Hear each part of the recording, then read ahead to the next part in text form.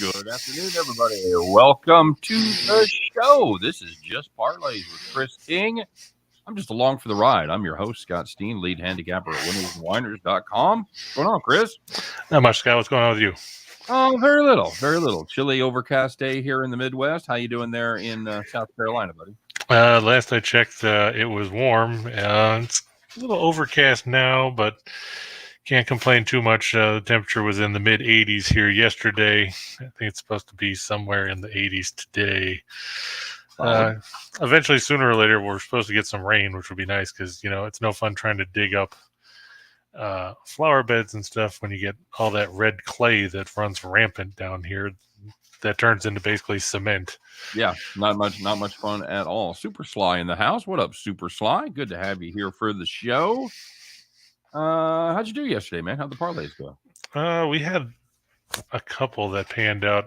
Edmonton screwed me over because Mike Smith decided that, of course, in a tie game late in the third period, you should try to pass the puck right up the middle to a guy that's being contested by two other guys, and then end up out of position and gave up the game-winning goal shortly thereafter. Everybody talked about, hey, look, he made a great diving save because he was out of position in the first place.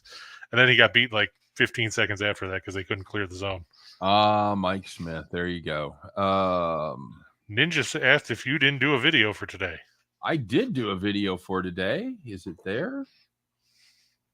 It is not. Dude? We're having technical issues where half the stuff that we put up doesn't show up afterwards.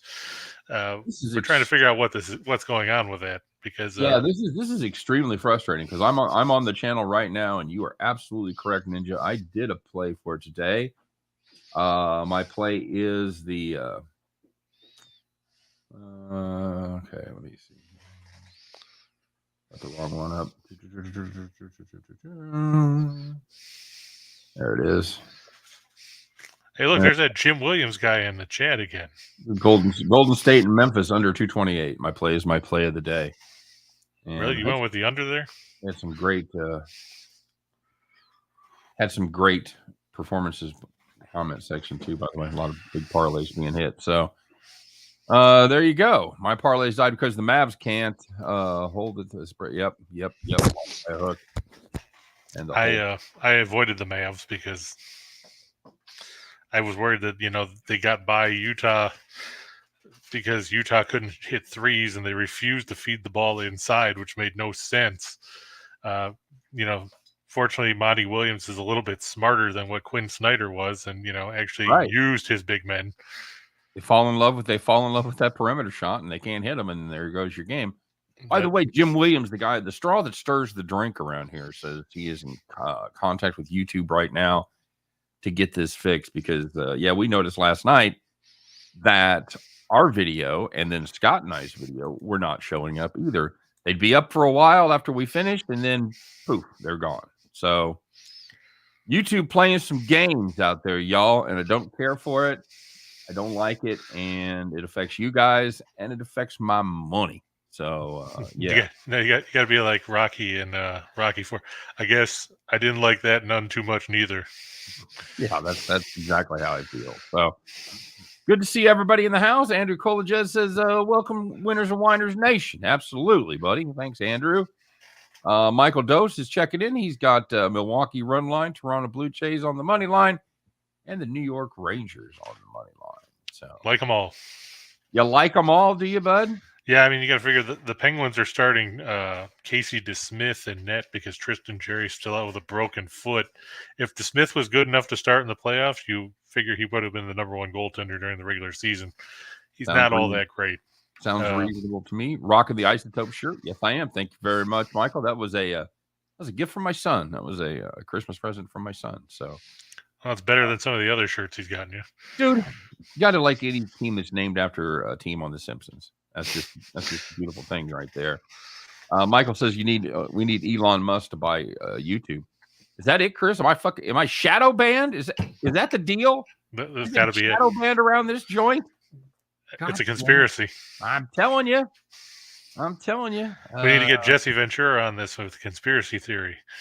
Absolutely. Hey, while I got y'all here, don't forget to like and subscribe.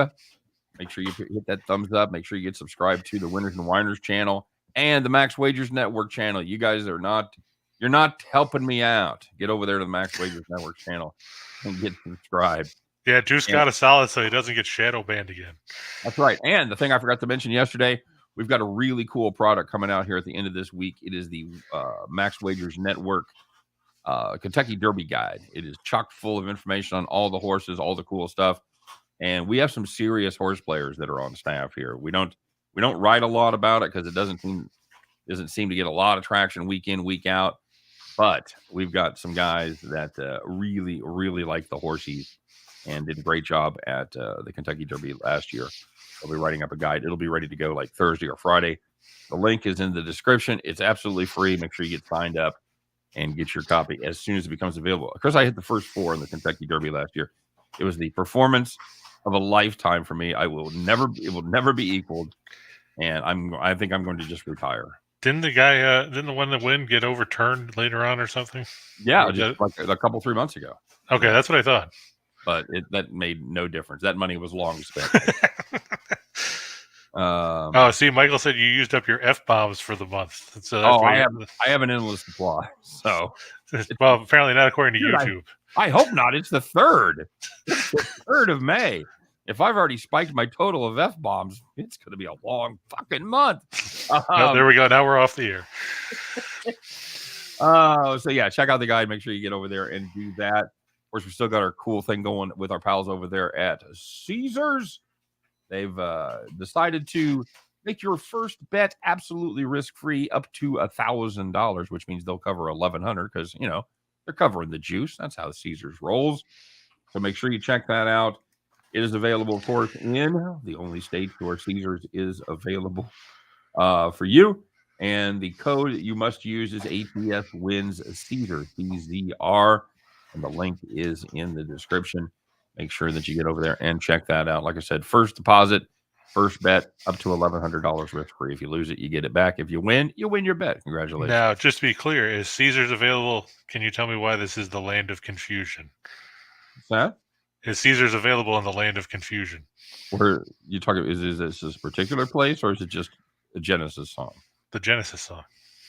Yes, it's available in the land of confusion. Anywhere I live. Thank God for Phil Collins is safe then. Anywhere that I live is the land of confusion. Now, you told me you didn't like the Disturbed version of that. Is that right? I did not. Big fan. It just sounded bad. I guess maybe because I'm so used to the original. Yeah, it's definitely different. Is Phil Collins a lot less? Wow, I can't even do the David Beckham thing. But can you do it? Can you do the wow? No. Okay. All right. Very good. Not even gonna try. All right. Good enough. All right. So I think that pretty much takes care of all of the housekeeping stuff. Except for our premium picks. You can talk about those. You want to talk about premium picks? We got premium picks available. You want more parlays from Chris? You got that, man. Make sure you stop by and check that out. You want more straight picks from me? You want gay picks from me? I don't I don't play a lot of parlays. I will play the occasional parlay, but I do have premium plays available as well. Had a pretty good April. So, make sure you stop by and check those out. That's all in the show box, too. Nicholas Lee said, I had 3 times to bet the 8 horse on the Derby last year and didn't bet it. I'm just still mad about it. That's a gambler right there. Like I said, I had a huge day. Best Kentucky Derby I've ever had by a long shot. It just hit everything in sight. And I've already forgot about it. But if you wouldn't have got down on one of those horses, yeah, you're kicking yourself for like 5 years. That is such a gambling. So are you going to bet on the Derby this weekend then? Or are you just going to stay away from it? I'm going to bet very, very small amounts. I haven't done much research at all. I'm waiting for the guide to come out. So, yeah, I'll put something there. Andrew says gender fluid picks. That's right. We don't discriminate. We don't care. We hate everybody equally. That's AJ's in the house. AJ's had a fantastic day yesterday, as far as the comment section goes. He went plus 935. He had Greinke under strikeouts and Harden under points. Nicely done there. That's riding some trends that are been very, very good. Did we ever find out when Greinke had 4 strikeouts, was the number 4.5 or 3.5? I think it was 4.5. So I think you were right on that one. I think he's gone under. So if it was 4.5, he's gone under every game. If it was 3.5, he's gone under every game but one. So, which is the gray horse? Yeah, the old gray mare. She ain't what she used to be, Chris. I don't know. Isn't that Death? No, Death didn't ride a gray horse, did he? I don't remember the 4 horsemen of the apocalypse. I don't even know what they are. It's death, pestilence, War and famine. War and famine. There you go. So take any of them in the third. I was usually looking at the racing form during a Bible study class. I'm not gonna lie. So. All right, my friend. Michael said he's going to bet that you have 2+ mint juleps. That's his Kentucky Derby bet. That would be you play the under there. I'm not much of a drinker anymore. I think I drank up all my alcohol allotment by the time I turned about, I don't know, 45. It's not, and I'm not anti. I'll still have a beer or whatever. Somebody's drinking a beer. I don't really care about it. I don't like the buzz. I don't really enjoy it. It's just weird. It's just I just kind of stopped drinking for no reason.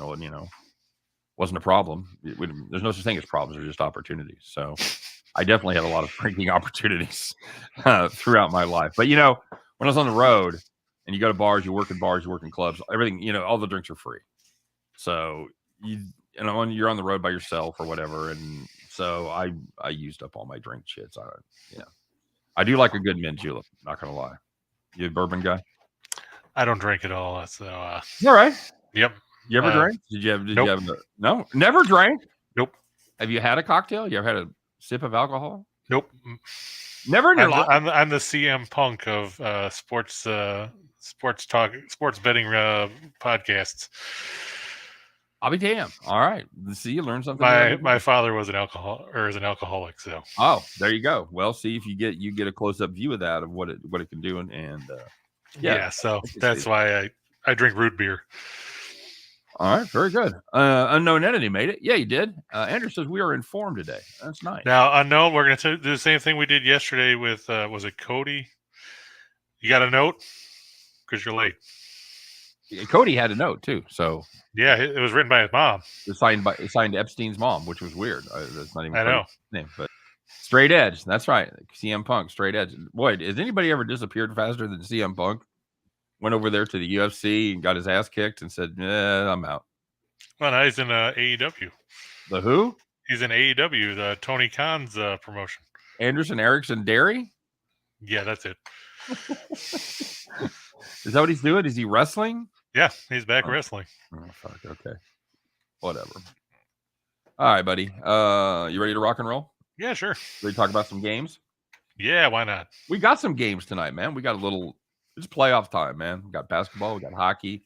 Speaking of, did you see any of the? Oh no, you said you were watching American Idol instead of watching playoff hockey. I was. Number one, I couldn't find it really easily. What was it on? ESPN and ESPN2. I did not have it. It must have been. I was going to turn it on for overtime, and it must have already been off, and it wasn't listed anywhere. So. You missed all the fisticuffs in the Tampa Bay Toronto game. Yeah, dude. Yep, I did. Sorry. There's some good fights. I watched basketball, then I watched American Idol with the wife. So what are you going to do? Missed some good fights. Story of my life. Morgan Riley busted Jan Ruta's head up. Okay. Sure he had it coming. Left him bleeding like, Rocky and Rocky 1, 2, 3, and 4. And Love Lies Bleeding in My Hands. Sure, why not? Elton John, right? Well, I mean, if you like Elton John. I'm a fan. I like it. Well, especially early. Are you a fan of Low, too? No. Although it's one of those guys. I put him in the box like Celine Dion or Michael Bublé. People that I don't necessarily like, but I guarantee if you ever saw him live, I bet you'd like the show. I bet you'd have fun and enjoy the show. I thought you were going to say Michael Bolton. I saw Michael Bolton open up for Bob Seger way back in the day when he actually had the rock song out. His first song was like a rock and roller. Oh yeah, and it's hard to believe that he was actually the front man for a heavy metal band at one point. Mm-hmm. Yep. So he was kind of crossing over, and yeah, he had like one radio hit, and that's what he was doing when he opened up for Bob Seger and the Silver Bullet Band. So turn the page. That's why I bootleg all the games. Not gonna lie, Nicholas, I got a site, but I didn't put it in use last night because I didn't work that hard at it. So, Mets switched pitchers to Peterson in the first game. Oh, so what is Carrasco going in the nightcap then? Because I had Peterson going in the second game when I wrote the game up. What did they just flip him? I'm gonna have to look. I guess it's possible. I got McGill in the first game. Really, I thought they were throwing McGill tomorrow. Well, again, you're right. Right. That is Wednesday. Yeah, MLB says has Peterson going in the first and Carrasco going in the second, so they just flipped them around. Okay. I don't know why. It's not like you're going to get that different of a lineup. I don't know. The Braves aren't going to go, oh shit, they're moving Peterson to the first game. We better change our whole strategy. What are half the games today involving the Mets? Just about, huh? Yeah, well, you got to remember they had 85 rainouts at the start of the year. What's wrong with Charlie Morton, buddy? He's old. I think he's lost velocity on his fastball too, and he's had some control issues as far as the ball's not going where he wants it to. Yeah, he's when you throw that many breaking pitches, if you don't have the accuracy, and they can sit on that fastball because his fastball's been shit for years. Yep. If they can sit on that fastball, it's going to be a long season for Charlie Morton. So yeah, all I think of with that is Bull Durham, where he's like, man, that guy teed off on that like he knew I was going to throw a fastball. He did know. Yeah, I told him. Yeah, exactly. Do you still like the Mets game? You want to talk about it? I think the Mets will win. I mean, I was disappointed they lost yesterday. Yeah. I think they'll probably end up with a split here. Now that they've flipped Peters, they might win the opener and they might lose the nightcap because I'm not impressed with Carrasco. And Kyle Wright's been pretty good this year. Kyle Wright's been outstanding this year. Which is disturbing because he sucked last year. Oh yeah, we jumped on him to fade, and he just mowed him down. We're like, wait a minute now. Yeah, what the hell is this crap? Yeah, and then that last time out, I backed him on the under, and that paid off. So yeah, I thought he was going to stay under on the strikeouts in that one, but they let him go 7 innings, so he went over. Bill said he took the first 5, thinking it was Carrasco. Do you think I'm still good, even though it's going to be Peterson instead? I would think I personally, I probably like that better. Well, who was Carrasco going? Was Carrasco going against Kyle Wright? No, Carrasco was going against Morton. That was the matchup the whole time? Yeah, it was Carrasco-Morton, and now it's going to be Carrasco-Wright. Because Morton was always going in game 1, and Carrasco was supposed to go in game 1, but now it's Peterson. So now Carrasco's going against Wright. Well, I like the first 5 under more in the Carrasco-Wright than I do in Morton Peterson. How about that? I don't have any faith in Charlie Morton. I just don't. I don't either.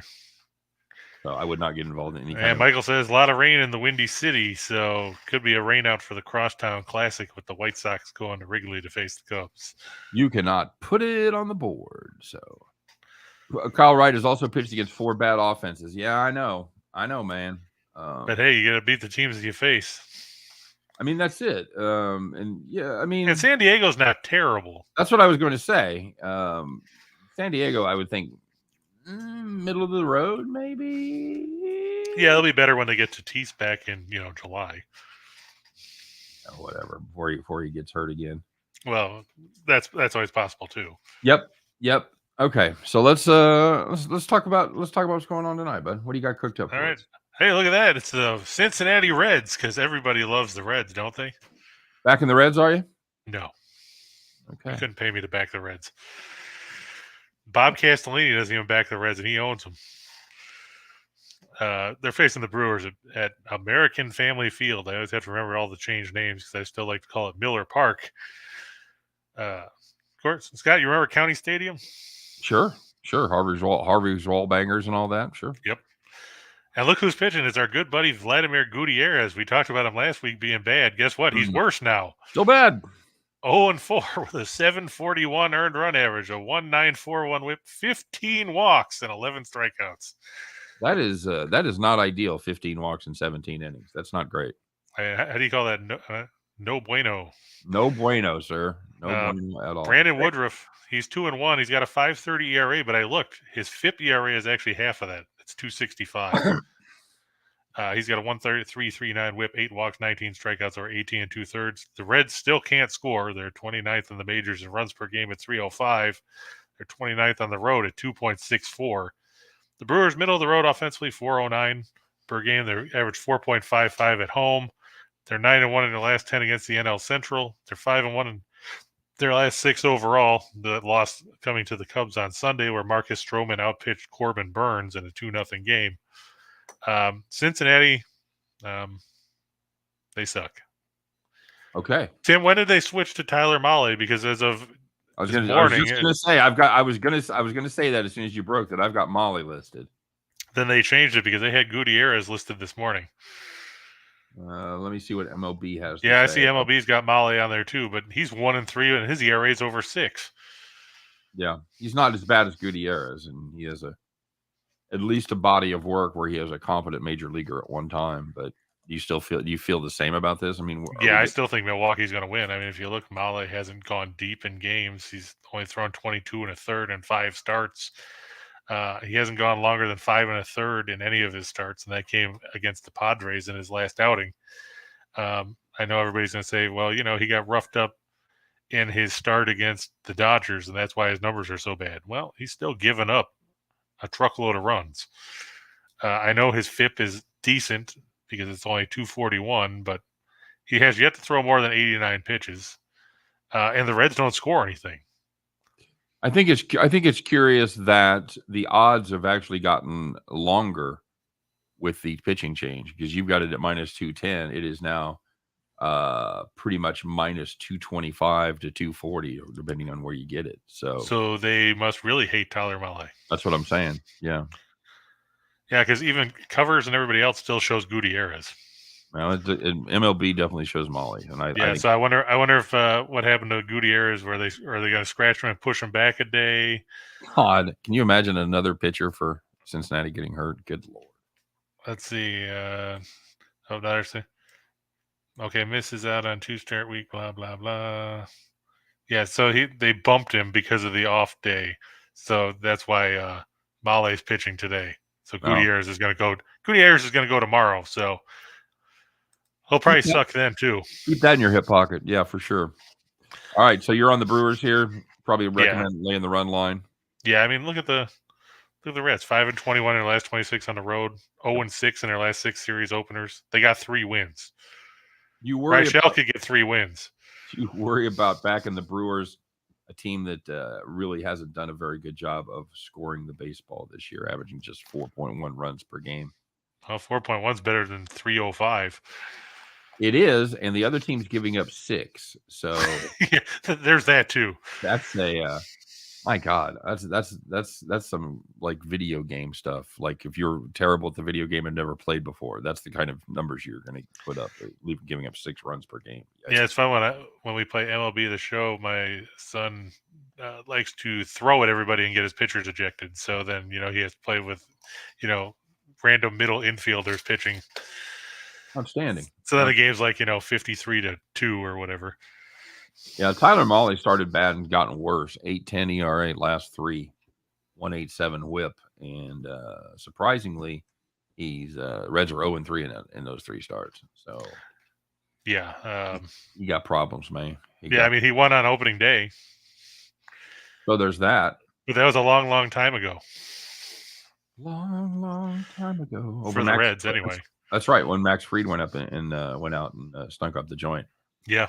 So yeah, that's what's incredible. You have to remember. You see, the Reds have only won 3 games. They won their first one. So I think they won 2 out of 4 in that series. Oh, good God! I'm pretty sure that was the case. I'm pretty sure they split with Atlanta to open the season. Yeah, win, lose, win. So they won Thursday, they won Sunday.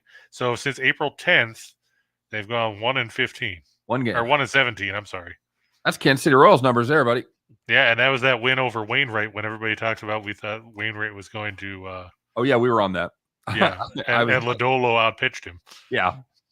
And he was rewarded with a trip to the IL. So yeah, so there you go. Oh, you want to win? Well, screw you. All right, I think we've taken enough time on this. This could have taken 30 seconds. Brewers are average, slightly above average. Reds are horrible pitchers. Take the Brewers. Okay. Yep, and now we're going to go right back to where we were yesterday, where we talked about the Twins. That was your pick of the day yesterday, Scott. It was. I was dumb enough to play the run line. Thank you very much. Oh, I thought you just took them, on the money line. Nope. Trying to get fancy. Guaranteed 9 at bats. Let the Twins, blah blah blah. Didn't happen. I think the Reds pitching coach is, let's see, Roger McDowell. Wouldn't he be the pitching coach equivalent of Chili Davis? Sure. I know you hate Chili Davis, so I don't know if he slapped you in a supermarket or what happened there, but you have a unnatural animus towards Chili Davis. I don't really understand it. Well, anyway, the Twins 14-9. Scott, they're 6-5 on the road. Baltimore 8-15. Sure. Tyler Wells, give him credit. He pitched well yesterday. He threw 5 innings. Yeah. Of course, Baltimore still lost. Yep. Good pitching matchup between two guys you don't necessarily hear about. Joe Ryan, what do you know about him? I know he's 3-1 with a 1.17 ERA. Not too shabby. Well, there you go. And Bruce Zimmerman, 1-1 with an 0.93 earned run average for the Orioles. Okay. The difference in this one, the Twins can score runs and the Orioles can't. Baltimore 28th in runs per game at 3.13. They're 26th in runs at home, averaging just 3. Well, they had one last night, so congratulations. So congratulations, they were below average. Yes, they were. The Twins averaging 3 runs a game, lowering it. Twins 6-0 in their last 6 as a favorite, 8-0 in their last 8 on grass, 10-1 in their last 11. The Orioles 13-44 in their last 57 against teams with a winning record, 18-53 in the second game of their last 71 series, and the Twins have won 9 of the last 12 in Charm City. Scott, what do you make of the Orioles? Well, I want to first of all say that my record on grass is pretty good as well. That's great. I'm just throwing that out there. I make, everybody picked the Orioles to be perhaps the worst team in baseball, probably the worst team in the American League, giving Oakland a run for their money. They haven't been dreadful, awful. This is a team. It's obviously not going anywhere, but they started off okay, but they've kind of started playing like the Orioles. So I worry about the pitching matchup a little bit after watching the Twins struggle yesterday. But you're getting I would got to think anytime you can fade Baltimore below -200, you certainly have to look at it, right? I would think so. I mean, I might be a little bit shy about the run line just because I got burned yesterday, but I think that's still the smart play in this game. I agree. I mean, I just don't have any faith in Baltimore to turn in another good outing. They don't do that back-to-back very often. I don't hate a first 5 under here. I got to be honest, for the bullpen. Yeah, I would agree there too. So 2 pitchers that have pitched pretty well so far. We'll see if they can maintain that through the first 5. 2 offenses that certainly wouldn't be confused with powerhouse. All the Twins were swinging the bats really well coming into this series. So we'll see. Michael brings up a point. Scott, the Twins are lucky they're in the AL Central. They de facto need to be the favorites. What do you make of the Central? Are the Twins going to win this division? We'll see. I think the Chicago White Sox are going to play better. Are they going to play good enough to win? That's certainly the question. We talked about this when we did our previews. This is, I think, unquestionably. I would have said the worst division in baseball. I'm not sure the NL Central isn't worse. That's come on, they got the Reds. You've got the Reds and the Pirates in the same division. I mean, you've got the Royals, and then you really don't have another terrible, shitty team. You've got a couple of average teams in Detroit and Cleveland, and then you've got allegedly the cream of the crop in Chicago and Minnesota. But you just don't have those 2 just anchors at the bottom of your division like Cincinnati and Pittsburgh. So hey, they work hard to be that bad. They don't spend much money, but yeah, they work hard at it. Somebody's got to. I'm with you there. I know you get roasted every once in a while for taking favorites, and a lot of times if you dig into your parlays, you're taking sweeteners, which is what I would call favorites in that position where you've got the plays that actually make the money, and then you've got sweeteners that you put in, like with this game and the last game, that just put a little Susan on top there. So well, I mean, with a parlay, you can't necessarily afford to take all these underdogs that are like plus 270 because right. Well, you don't want to put your parlay, especially if you're going to round robin or something. You just don't want to put one stinker in the middle there. So if you've got an angle, if you've got a play that you like, obviously putting a plus money play in there can really juice up your parlay. But for the most part, yeah, I get it. The favorites when you're playing parlays. I mean, otherwise, I mean, I saw a guy we talked about on the show last month. I saw a guy that won a 25 team parlay last year during college football season, taking like Alabama at minus 70 billion, on the money Right. line and everything else. He still made like 238 grand on $25. Yep. So I mean, not too bad. Not too bad at all. Gloria says Chicago's in the house. So let's nobody roots for the White Sox around here. That's weird. Yeah, no, that's not even Scott. He's Oh, they're in our division, so I never root for them. I always root for them to lose. All your picks seem to be high favorites. We just talked about that. Yeah, this is and some of them are higher than others. In baseball, you're gonna have a lot of high numbers. You're gonna have a lot of stuff between minus 160 and minus 200, 2.25. It's just the nature of the game with pitching matchups the way they are. And it's the way it's going to be in hockey right now too, because of the fact that some of these teams have backup goaltenders because their starters are hurt. Right. And speaking of that, takes us to hockey, Scott. Good segue, buddy. I know you missed all those games yesterday. Here's another one that's high. The Avalanche are big favorites at home over Nashville. The Predators, a wild card team. Never mind that stupid line about the Blues. It didn't come out. But hey, we picked the Blues yesterday, and they were underdog, and they won. Yep, absolutely. But it's going to be big game Dave starting for the Predators, and that, as you see, he didn't get a lot of action in the regular season. 6-3-3 with a 357 goals against an 886 save percentage. He's going to start because UC Saros is still out with an injury. He's supposed to miss at least the first 2 games of the series, and according to Coach John Hines, will go from there. I'll tell you what, if I'm a fan of the Nashville Predators and I hear we'll go from there, that I'm not feeling very optimistic that he's going to be playing anytime soon. Doesn't sound great, man. Doesn't sound great at all. And for those of you that are like me that follow hockey maybe casually, 357 goals against and an 886 save percentage are pretty dreadful numbers. Yeah, and I mean, just to put you're going against a Colorado team that was 4th in the league in goals per game at 376. Yep.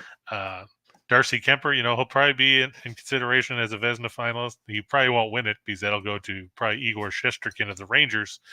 But he was 37, 12, and 4 with a 254 goals against, a 921 save percentage, and 5 shutouts.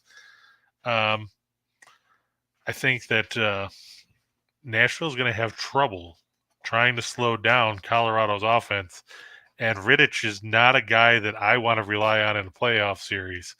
Let me just take a quick look at Dave Riddich's career numbers and see how bad they actually are.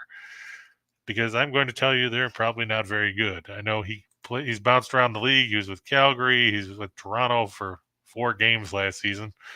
He's played for Nashville this year. Let's see. He is, in his career, he has 63 wins. 27 of those came in 2018-19 with the Flames. Let's see. What has he done in the playoffs?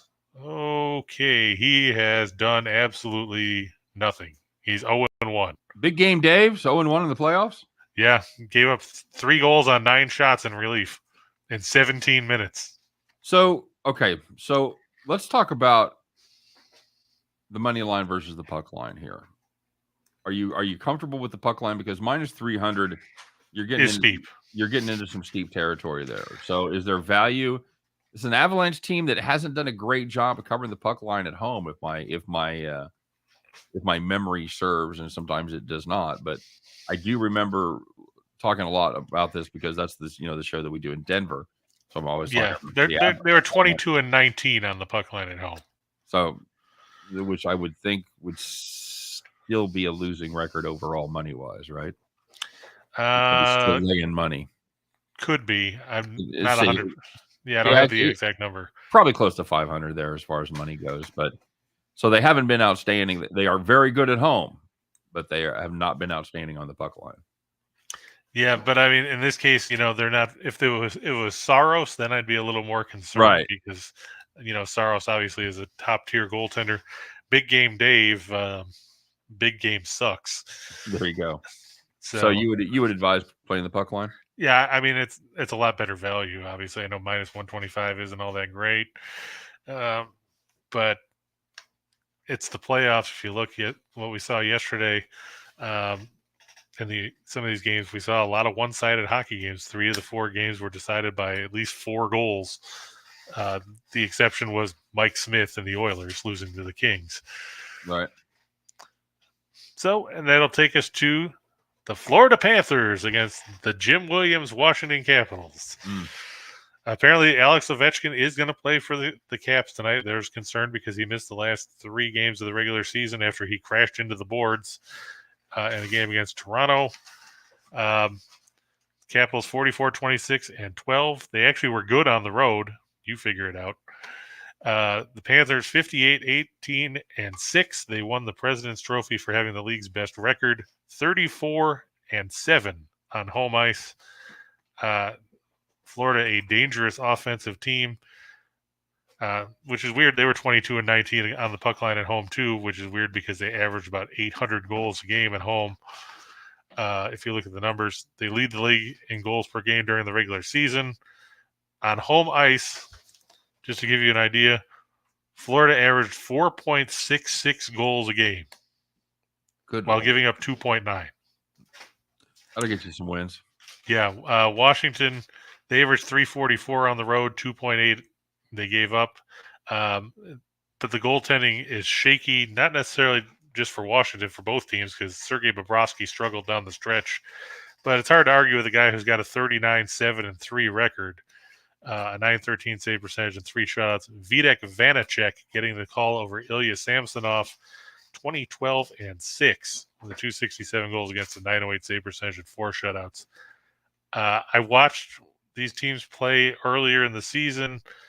There was a game where Washington was ahead 4-1 in the third period and found a way to lose 5-4. That game was in Florida. The 3 meetings this year, 5-4 in overtime, 4-3, and 5-4. In that game, where Florida came back from down 4-1, Scott, third period shots on goal, Florida 27, Washington 2. Oofta. Let me put this out there to play a little devil's advocate. Does it bother you with the fact that Florida has been an absolutely horrible team in the playoffs? Well, let's be fair. When has Washington been good outside their Stanley Cup run?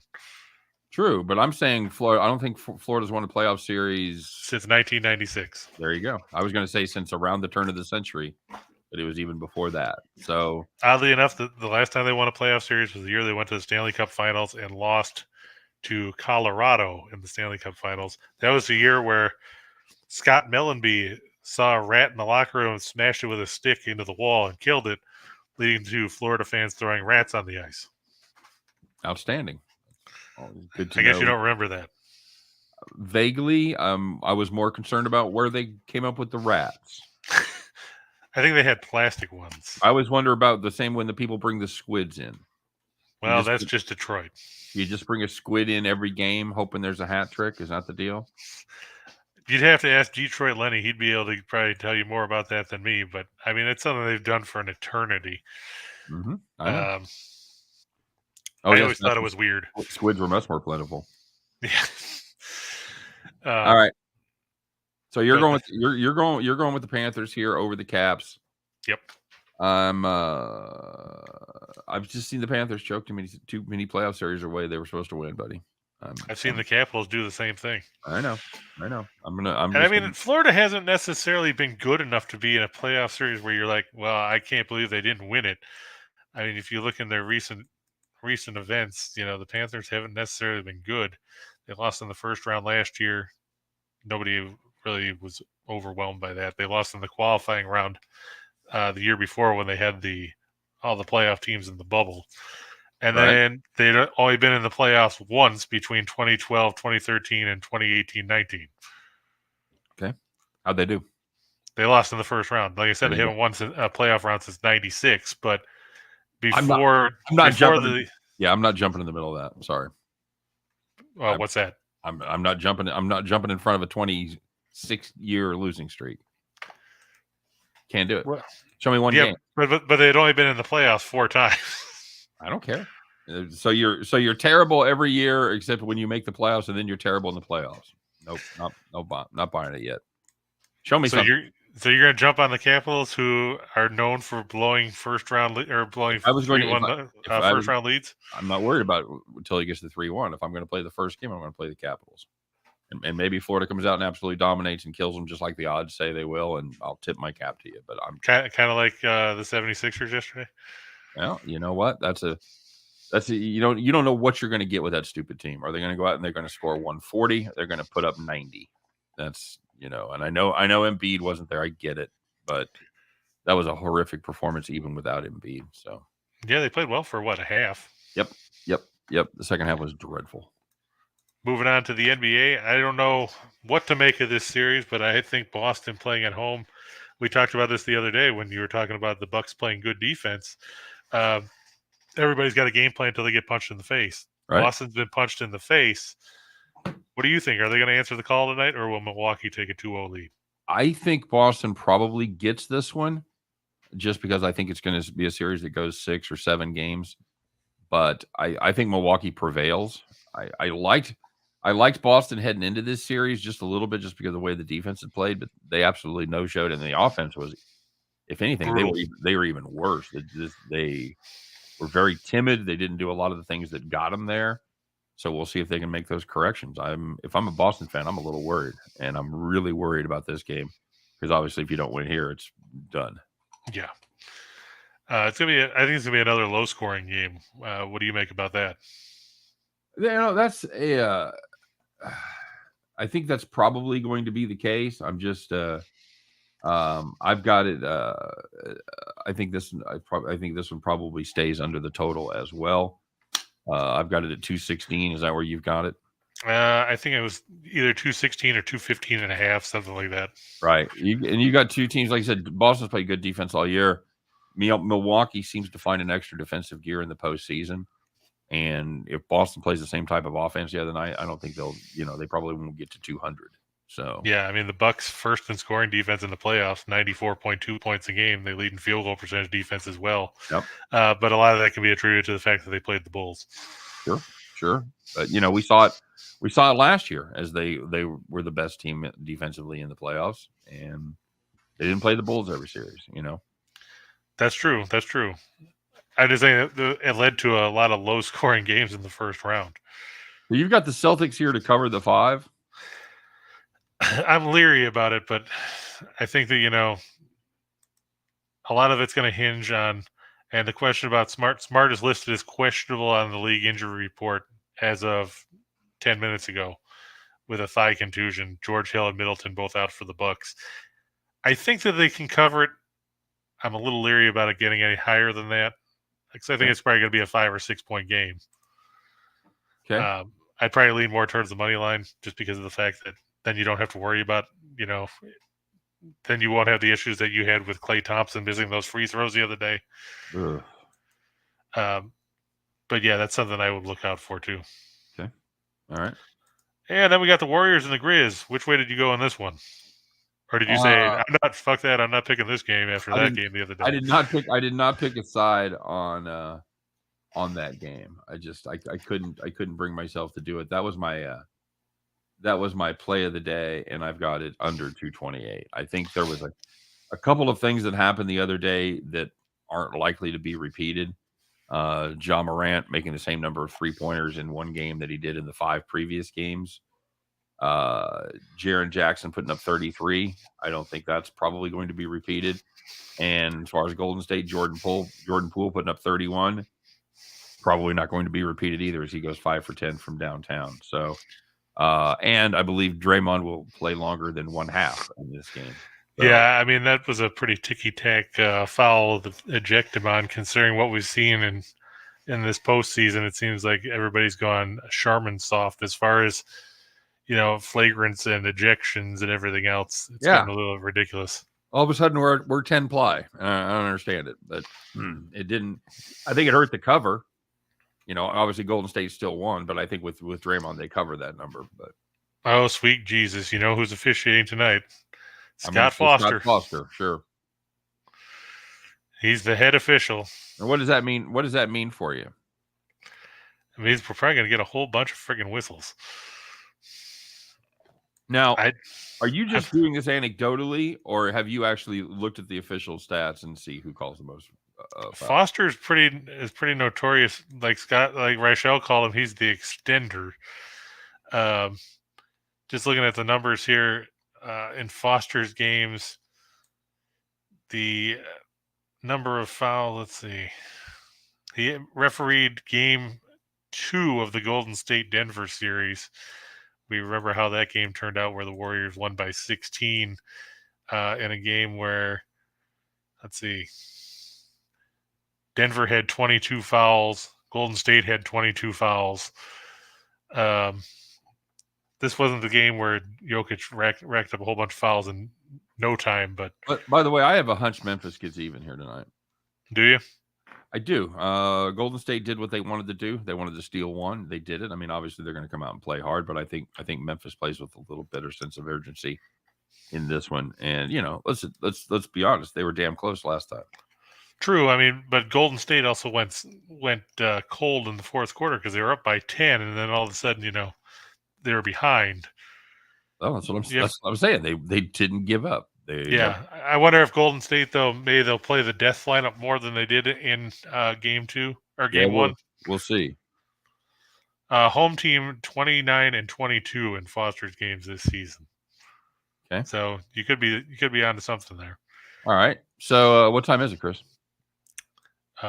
Taco time. It's time for me to tell you to wrap it up. Let's get to it, buddy. All right.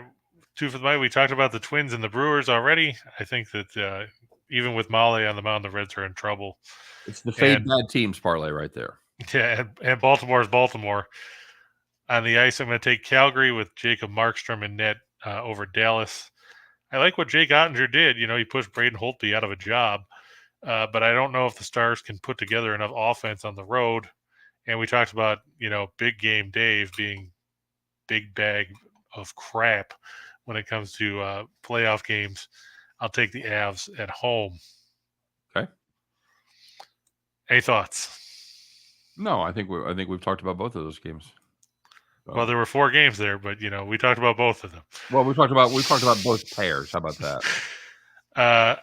In the 4 team, I like Houston over Seattle. I was disappointed that the Mariners did nothing yesterday. It was supposed to be Christian Javier versus Chris Flexen, unless they changed the pitching matchup. Nope, still shows them. Javier's got a 1.35 ERA. He's really stepped up since getting put into the rotation. And Seattle just looks lost sometimes at the plate when they're not playing Kansas City. Philadelphia, I'm going to go with the Phillies. Ranger Suarez. I'm still not sure if he should be a starting pitcher or not. He was very effective out of the bullpen last year. Apparently, John Gray coming back off the injured list for now the second time for the Rangers in this one. No. I'm not impressed with Texas. They handed out all that money to Corey Seager and Marcus Semien. Semien hit 45 homers last year. You know how he's got this year? None. As many as Reichel. Yeah, you're absolutely right. I'm going to lean towards Golden State over Memphis just because I'm leaning on the experience factor. Golden State has been there, done that, got the T-shirt. Memphis is still learning. Memphis is a very good basketball team. I'm not going to take anything away from them. But like you said, I don't know if Jackson can do enough to support Morant. I saw Desmond Bane was listed as questionable as well with a sore back. Of course, they won't have Steven Adams, but it's not like he was playing anyway. I just think Golden What's wrong State, with Steven Adams? He didn't do anything. He's in the health and safety protocols. Oh, okay. All right. And then we talked about Florida over Washington. I know you're leaning the other way, but yeah, I like exactly one of those plays. So, which one? Phillies over Rangers. Do you like the Mariners? I'm still not quite ready to back this Astros team that is really having a hard time scoring against Chris Flexen. I know Flexen isn't having the kind of year that he did last year, but I'm not quite ready to make that decision yet. Sorry. Well, that's why I'm not sold about the Mariners because they scored nothing on Jake Odorizzi yesterday. Yeah, that's not a good look. I totally agree. Speaking of, what do you think of Brad Keller tonight? Bad Brad Keller? Yeah, he's going against Dakota Hudson. Keller has been good so far this season. He's kind of been the pleasant surprise. I would say. Would you say him and Greinke have been pleasant surprises in the Royals rotation? Yeah, I would say so. And he's got a sub 1 WHIP, 2.19 ERA. I was trying to remember if he had. I don't think he's had a bad outing yet. Yeah, he had. He gave up. He gave up 4 runs, 3 earned in 4 2/3 against Flexen in Seattle. So that's well, but the whole Royals team was bad in Seattle, so that was not a great look for that team up there, as they came up with new and interesting ways to lose. They would have leads and would give them away. They'd be totally outclassed and not be able to score. Bad pitching, bad hitting. They really spread the love around. And the interesting stat is the Royals starting rotation has 2 wins, both by Keller, I would think. Both by Daniel Lynch. Oh, that's right. That's right. Both by DL. Yeah, you're right. And that's kind of, and this kind of sucks because Keller's gone 6, 7, and 7 in 3 of his 4 starts. So yeah, don't care for that. As far as this game here against Hudson, I don't know that I'm buying the hype of the youngster. He's gotten off to a nice start. This is a St. Louis team that just really seems to own the Royals this year, but you're not. I've got to play St. Louis here, I think, just because you're getting such a good price on it. That's true. But I wouldn't be mad at you if you played the Royals with Keller on the mound. Will it be another 1-0 game like yesterday? Certainly could be. It certainly could be. It's cold. It's I don't know if it's windy in St. Louis. I know the temperature is probably going to be in the 50s. Oh no, they're playing in the Big K. Ball's not going to travel. Oh, did they move? Oh, that's right. That was a makeup game yesterday. Yeah, right? Because they got rained out a couple weeks ago. Yeah, so now they're back here. So I can tell you for sure what the weather is like here. It's shitty. It is shitty. The wind is not bad, but the temperature's bad. It's there's a lot of moisture in the air, and it's going to be probably game time in the high 40s. So dead ball. I would think so. Even deader than usual this year. So, all right, what you got for a shot in the dark, bud? I'm going to take the Angels over the Red Sox. Noah Syndergaard over Michael Waka. Not sold that Waka's pitch is going to pitch as well as he has been in the early going. The Angels, they struggled yesterday against the White Sox, but I think they'll bounce back here. I'm going to take the Tigers over the Pirates. Michael Pineda and Bryce Wilson on the mound. Okay. I'm going to stick with the Blue Jays. They lost yesterday. I was disappointed. Wasn't the fault of the starting pitching, which is weird because I didn't think Stripling would last very long. But Alek Manoah, he's 4-0 on the year. He beat the Yankees earlier this season in the Bronx. I look for them to put an end to the Yankees win streak. I take the Rockies over the Nationals.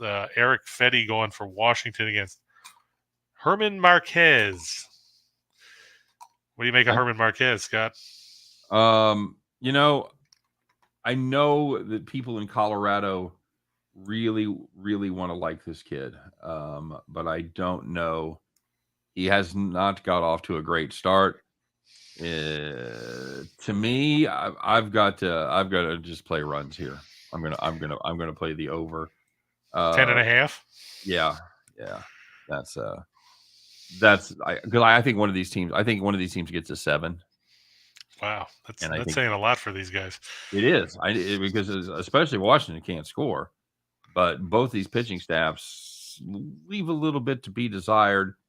And as far as the bullpens go, Washington, as usual, epically bad bullpen, especially on the road where they have an ERA of almost 7 on the highway. That's good stuff. I'll tell you what it is when you've got a 4.02 overall ERA for your pen and you're 6.69 on the road, means a couple things. You're really shitty on the road and you're damn good at home. So if you're balancing it like that, that means your ERA at home is probably somewhere in the low 2s. Yeah, probably. So, and Colorado's bullpen, oddly enough, has been better at home, where they're like 4.87 overall, 3.69 at home there in Coors Field. That's probably not sustainable as far as that kind of a difference goes. That is definitely weird when you think about it, because Colorado normally sucks. Yeah, when it comes to pitching at home. So I'm going to back one of these teams to put up a shit ton of runs and drag the other one over that total of 10.5. I don't. Kicking and screaming. Yeah, I'm not going to get involved at Colorado minus 140. I'm just not going to do it with German Marquez on the mound. Even though Fetty's even worse? Not by much. I mean, yes, True. these are two, Fetty Wap and Marquez are two pretty dreadful pitchers so far this season. I'll just say. Yeah, I look for the Bucks, like you said, and Celtics stay under. It was 216. I think Golden State and Memphis is going to edge its way over just because somebody's going to end up fouling the shit out of people in the final couple minutes and shooting 600 free throws like we saw with Dallas Phoenix yesterday. Yep, there's definitely some scramble there. I'll take the Warriors in the first half, favored by half a point. So they're apparently expecting a tight game. Okay. And then on the ice, I look for the Penguins and Rangers to stay under 5.5. They've done it repeatedly this season. We talked about the Capitals and Panthers. I look for that to go over 6.5 because I don't trust either one of those goaltenders. And the Stars and the Flames to stay under 5.5. Ottinger and Markstrom both good at keeping the puck out of the net. Markstrom led the league in shutouts with 9. Ottinger played pretty well. I think it'll end up probably 3-2, 3-1, something like that. Okay, very good. As always, with the shot in the dark, we don't recommend that you necessarily play a 10-team parlay, although it is kind of fun when they hit. But these are for you just to mix and match. This is just kind of really where you lay out everything that you've talked about so far and just kind of put them all on one sheet, right? Yep. And then, you can mix them in with, if you wanted to take one out of the other spots, like if you wanted to take Houston out of the 4-teamer and plug one of those in there, you could always do that too. Yep, absolutely. It's all about variety. Any final thoughts? Yeah, I think it'll be interesting to see what we see pan out in these game twos, which team adjusts and takes control of the series. Will Golden State go up 2-0? Will Milwaukee go up 2-0? Will both those series be 1-1? A lot of adjustments need to be made by both teams that are trailing in the series if they want to get a win, and especially because they've already lost home court advantage in the series. Right. What about you? Anything exciting? No, I'm anxious to see some of these hockey series kick off. We've seen some series with some prohibitive odds, like the Avalanche and the Panthers. So I'm curious to see if those teams play as well as advertised. Right. We will have to see. So, all right, guys, that's going to do it for the show today. We appreciate everybody stopping by. As always, one more time, I would like to ask you very nicely if you would be kind enough to like and subscribe to both of our YouTube channels. You can catch. Well, not Chris. Chris has plans tonight, but you can catch Scott and I tonight on Ali Burns' show, Total Chaos. We'll be doing that. We'll be doing some hockey games. We'll be doing some NBA games as well, talking about just totals there. So, well, tomorrow, Chris. You all right? Yep. You putting the top back on? Yeah. Excellent. It's empty, so. All right. Hey, you guys have a great day. Thanks for watching us. Stay tuned. In about 90 seconds, I'll be right back. Actually, I'll be right here, so I'm not moving. So I'll be back with my pal Scott Reichel. We'll be doing Back to the Window. But until then, you can catch Chris and I same bat time, same bat channel tomorrow, 2 p.m. Eastern, 1 p.m. Central, as we talk about what, Chris? Just parlays. Just parlays, baby. We'll see you then. You guys take care.